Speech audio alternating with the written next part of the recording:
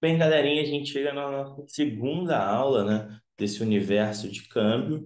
Na primeira aula a gente falou de muita coisa, né? Foi até uma aula um pouquinho densa, mais ou menos ali uns 16 minutos de aula. Hoje vai ser um pouquinho mais rápido, porque a gente vai falar sobre os regimes cambiais, tá? O que que é regime cambial? É como que um país trabalha essa questão da cotação de moedas estrangeiras, tá?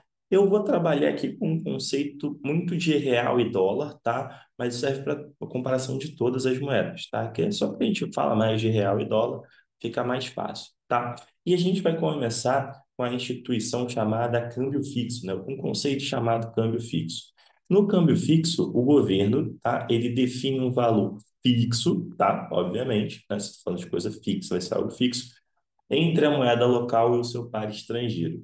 Então, ele crava a cotação. Por exemplo, R$ 1 é igual a US$ 1. E vai ser isso daqui de forma fixa. Ou seja, hoje R$ 1 vai valer US$ 1, amanhã R$ 1 vai valer US$ 1 e assim ficará, enquanto esse câmbio for fixo, tá? Isso aconteceu no Brasil no período de 1994 até 1999, tá? Que isso daqui foi o início do Plano Real.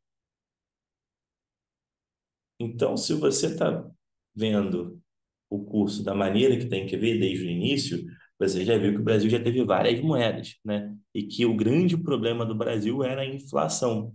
Então, aí, nesse período, quando se fez o Plano Real, para tentar controlar a inflação,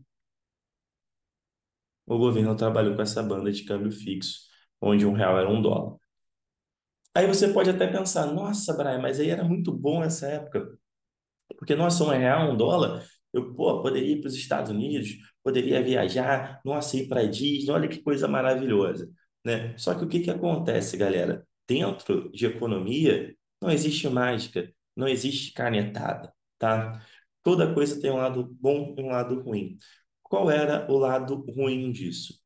O mercado, ele funciona com oferta e demanda. Então, isso daqui era algo extremamente fictício, não era algo verdadeiro. E para fazer com que isso se tornasse verdade, o que que acontecia? O governo, de forma artificial, influenciava no câmbio para que ele ficasse fixo.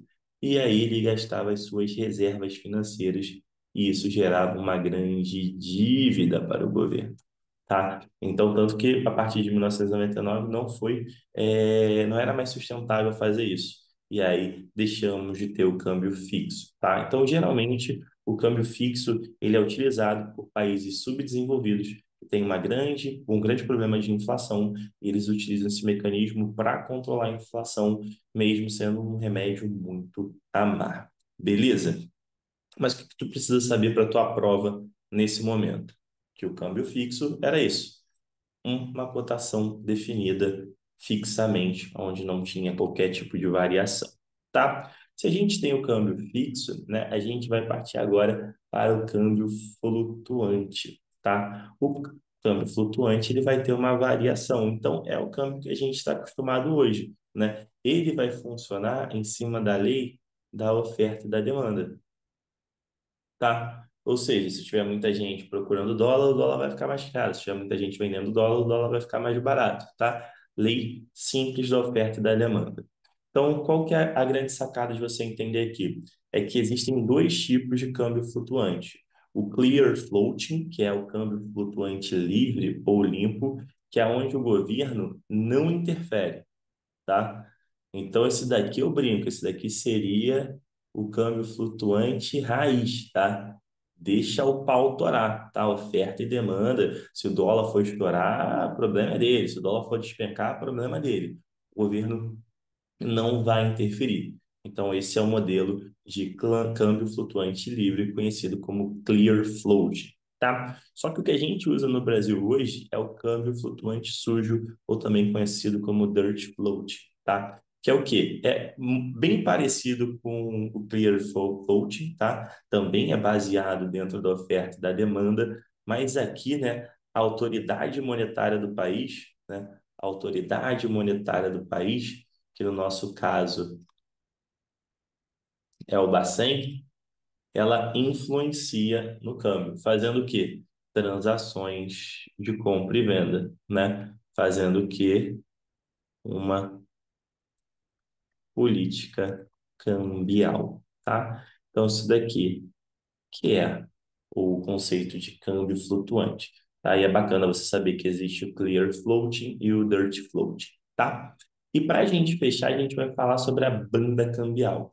A banda cambial ela é um sistema híbrido, então ela junta um pouquinho do sistema fixo e do sistema flutuante, tá? A gente não teve isso, pelo menos recentemente, dentro do Brasil, mas vou dar um exemplo para vocês, tá? Imagina assim, olha, eu tenho aqui R$ 1, tá? Tenho aqui R$ 1 e eu quero que pareado com US$ 1, né? Que seria o câmbio fixo. Só que o que que acontece? Eu viro e falo, olha, vamos fazer o seguinte, eu não quero ter um ponto fixo, né? R$ 1, US$ 1, eu quero ter mais de um ponto fixo. Então eu criei aqui assim, ó, um ponto aqui e um ponto aqui. Então aqui vamos botar como se fosse US$ 1 e aqui como US$ 2.